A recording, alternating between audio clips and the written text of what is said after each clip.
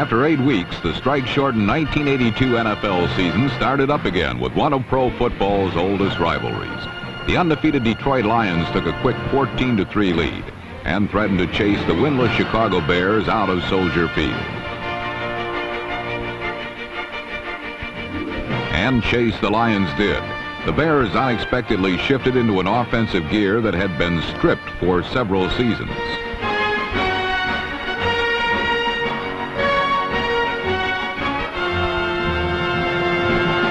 Rookie quarterback Jim McMahon brought the Bears back with 2 touchdown passes, one coming on a spectacular catch by Ken Marjoram, number 82.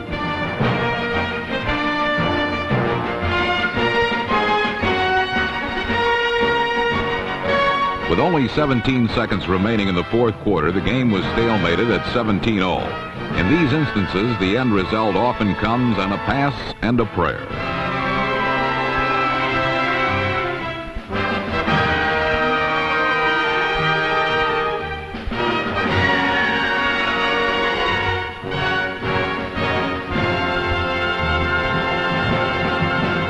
Jim McMahon's 44-yard prayer of a pass was dramatically answered by Emery Moorhead at the 1-yard line.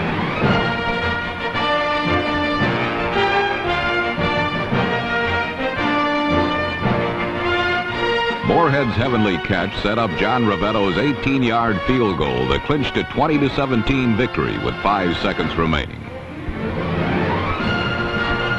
While it takes very little these days to excite the Chicago Bears, it takes a lot to excite Tom Landry.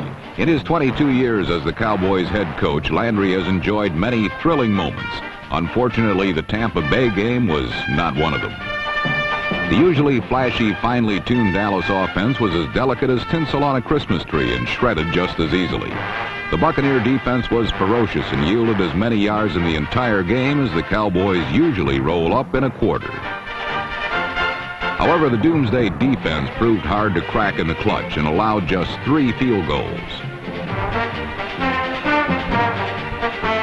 Quarterback Danny White, number 11, was rusty and erratic, but salvaged victory with the help of Drew Pearson, the Cowboys' all-time leading receiver.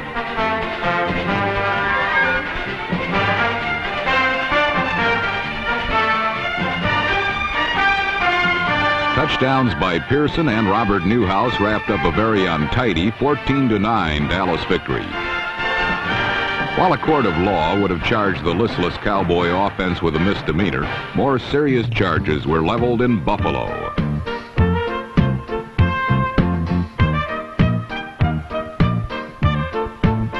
Holdout running back Joe Cribbs, number 20, was also a favorite candidate for the gallows. The Cribbs sentence was reprieved when his fumble at the Miami Dolphin goal line was converted into a touchdown by quarterback Joe Ferguson.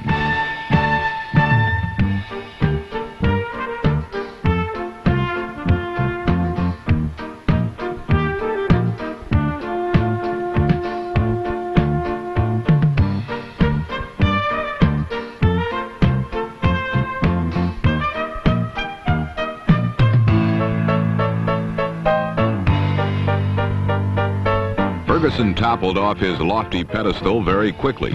Facing an alert and well-schooled Dolphin defense, the Bills quarterback completed but 12 of his 24 passes, and the Bills were intercepted 6 times.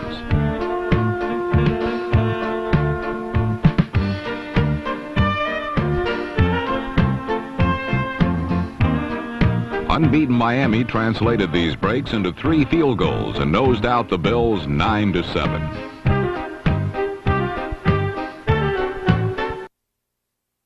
Nor the Bills' attacks were a 3-ring circus. The New York Giants imported some new offensive coordinators to spice up their attack for the visiting Washington Redskins.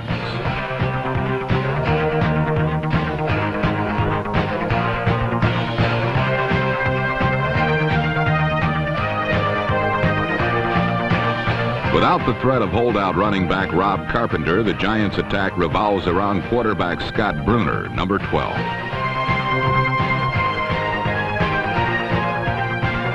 Bruner fired the Giants to 2 second-half touchdowns, but it was not enough to overcome the hottest hand in pro football. Redskin quarterback Joe Theismann, the NFL's top-rated quarterback, has a 67% completion percentage and has not thrown an interception through 3 games. Theismann dazzled the Giants by hitting on 16 of 24 passes for 185 yards and 2 touchdowns. The second a pretty catch and run by Charlie Brown, number 87. The undefeated Redskins, the surprise team of 1982, triumphed over the winless Giants 27-17.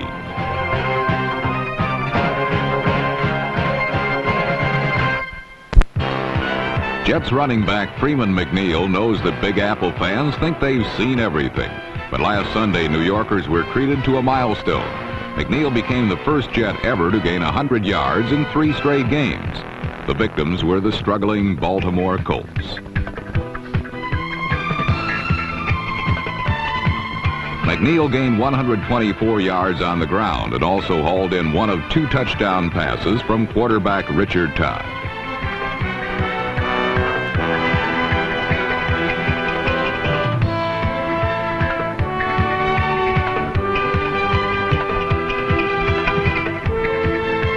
But McNeil wasn't the only star of the day. Other players such as number 81, wide receiver Derek Gaffney, gave Gotham fans a reason or two why they should be glad the strike is over.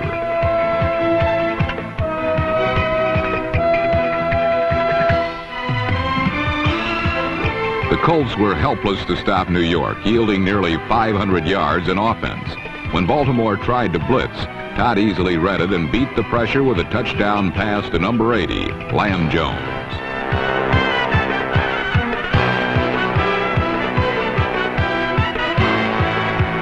New York rolled past Baltimore 37-0 in a game that wasn't as close as the score indicated. At least the Kansas City Chiefs were able to get some points against the Saints down in New Orleans. Bill Kenny and wide receiver Henry Marshall teamed up for a second period tally, good for 44 yards. But the Chiefs would have to savor this touchdown because the Saints were very effective at keeping the Kansas City passing game in neutral. Right now, New Orleans is playing its best defense in franchise history. And last week they logged 6 quarterback sacks, including 2 by Saint newcomer Reggie Lewis, number 98.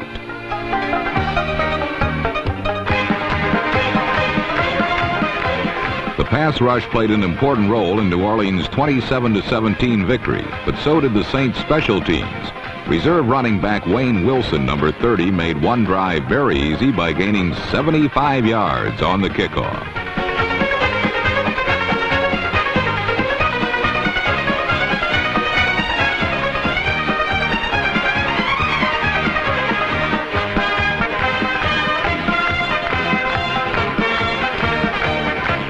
Although Wilson didn't quite make the end zone on the return, he did succeed during another special teams gem. Holder Guido Merkins turned a fake field goal attempt into a score, and this time Wayne Wilson got his touchdown.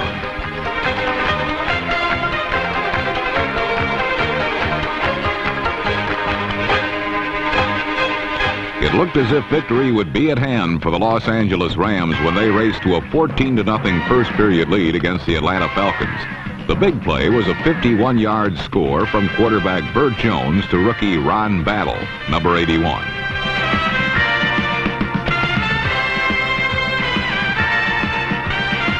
The Rams were still looking for their first win of the year and seemed to be on the right track against the Falcons. But Los Angeles has had the annoying habit of letting early leads slip away.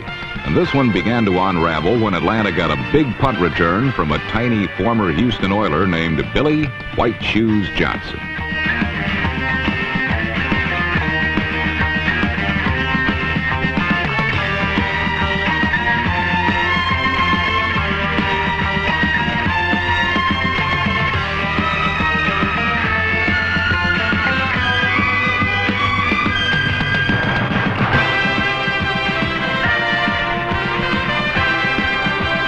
After a year in Canada, Johnson, number 81, is obviously glad to be back in the NFL.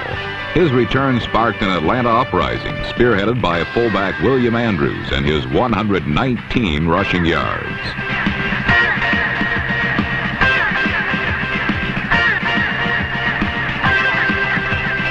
Falcon quarterback Steve Bartkowski added another 200 yards in the air, including a scoring strike to favorite target Alfred Jenkins, number 84. It helped Atlanta beat the Rams 34-17. The Falcons hold a 2-1 record, while the winless Rams may soon be calling a detective agency to help them recover those early leads they seem to keep losing.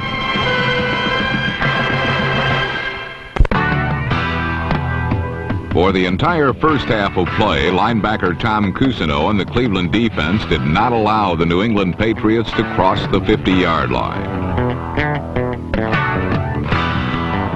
Through 3 scoreless periods, the Browns did not fare much better.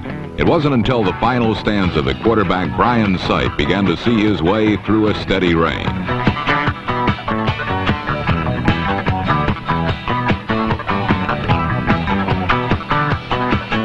Ricky Feature, number 83, sure-footed his way through the mud and posted the game's first points. Down 7-0, quarterback Matt Cavanaugh looked to energize the New England offense. Thus far, his futility rate ran high. He had completed just 2 of 10 passes on the day.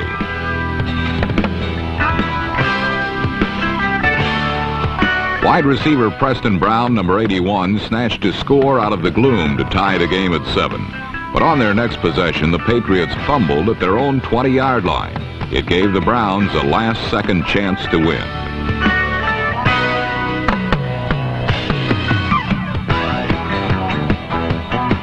Matt Barr's 24-yard field goal attempt sailed true, and the Browns were winners 10-7. For Matt Barr, the cast-off from Pittsburgh, it was great to be back in Cleveland.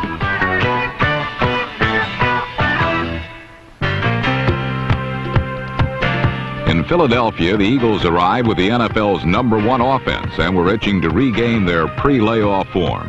It didn't happen. They failed to score for 3 periods, while the Cincinnati Bengals looked for the sticky fingers of tight end Dan Ross, number 89.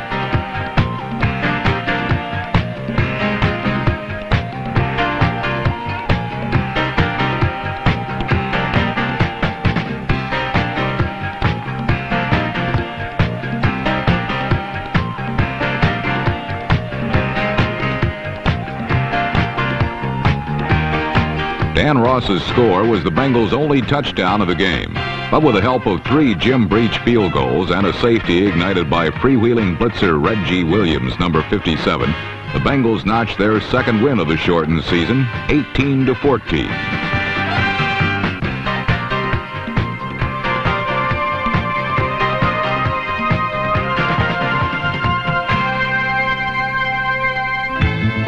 For 3 seasons in St. Louis, Coach Jim Hanifin has had a few glimmers of hope, but no long-term gratification from his Cardinal team.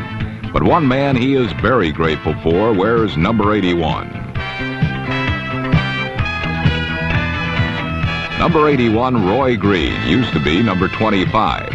Last season, Green was the NFL's first two-way performer in over 20 years. He is now a full-time wide receiver. And his scoring pass from Neil Lomax helped the Cardinals build a 13-10 third-quarter lead over San Francisco. In his first few seasons, Green was a defensive back. The Cardinals may just want him back at that position as San Francisco quarterback Joe Montana convinced the men upstairs that the way to the St. Louis end zone was through their secondary. He was quite right.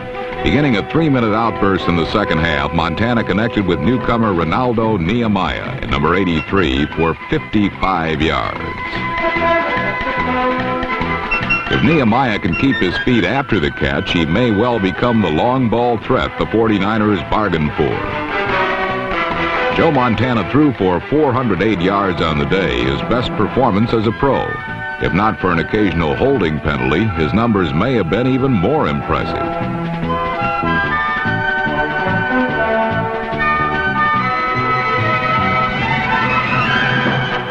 Dwight Clark's apparent touchdown was called back, but that did not interrupt the 49ers' momentum as they picked up their championship pace of a year ago.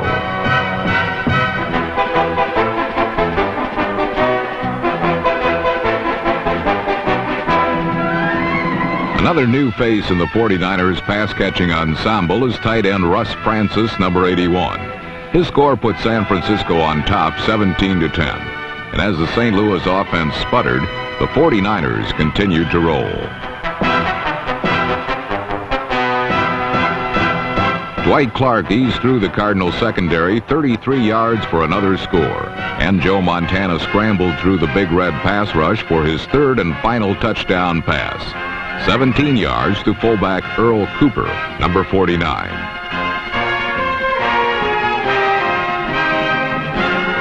The 49ers earned their first win of the '82 season, 31-20. It was a score that would make any Redbird blue. You'd think teams featuring aging veterans like the Pittsburgh Steelers would be most susceptible to the mental and physical letdowns caused by the 8-week layoff. But don't let their wrinkles and thinning hair fool you for a minute. Against the Houston Oilers, 13-year veteran Terry Bradshaw showed there was plenty of life left in his creaky old arm. Before the strike, the Steeler quarterback was leading the NFL in passing, and Pittsburgh was 2-0. Now that the season has resumed, Bradshaw seems intent on keeping his team on top of the hill by proving he's not over it.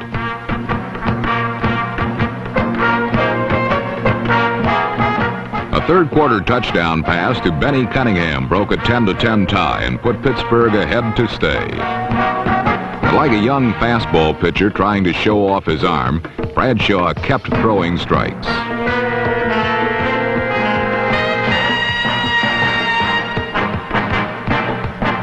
A third scoring pass to number 86 Jim Smith capped a 24-10 Steeler win as Pittsburgh remained one of only 5 undefeated teams in the NFL. Mike McCormick was also undefeated as head coach of the Seahawks, but then again he hadn't won a game either. McCormick replaced Jack Patera during the strike, and last Sunday he made his debut in Denver. Mile High Stadium is a tough stage for an out-of-town act, and the Broncos tried to bring the curtain down on the Seahawks early.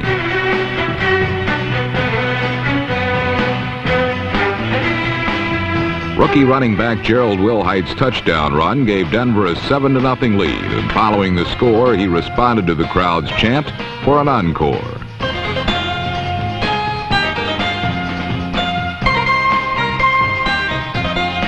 Unfortunately, Wilhite and the rest of the Denver offense was upstaged by the Seattle defense.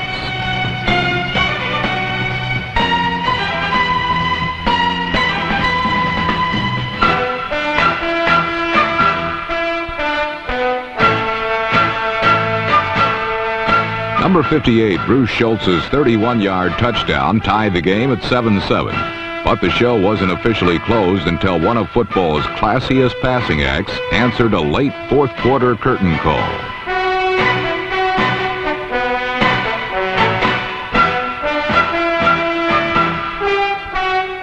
Jim Zorn's touchdown pass to Steve Largent with only 49 seconds left beat Denver 17-10 and earned rave reviews for the Seahawks' new head coach.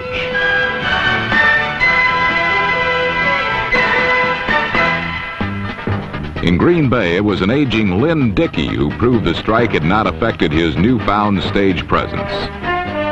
Despite a couple of bad wheels, thanks to 12 injury-filled seasons, Dickey kept the undefeated Packers joyriding on one of the sleekest passing attacks in the NFL.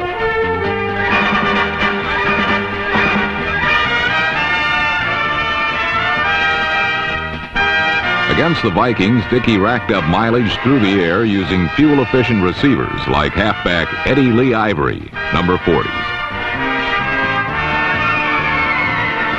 Ivory's career, like Dickey's, has also been plagued by injuries.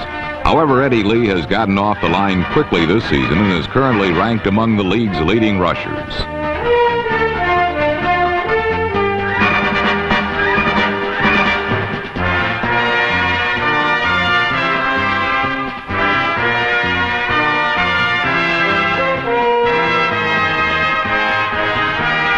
This 55-yard catch and carry set up Ivory's own touchdown when he alertly scooped up a deflected pass to give Green Bay a 13-7 lead.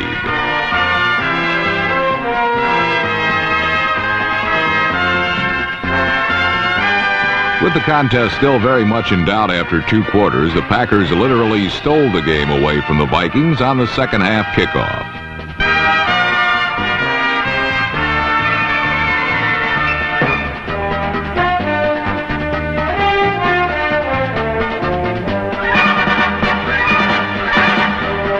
Number 23, Maurice Harvey's heist helped earn Green Bay a 26-7 win as the Packers remained undefeated and obviously thrilled that after 8 long weeks, pro football is back.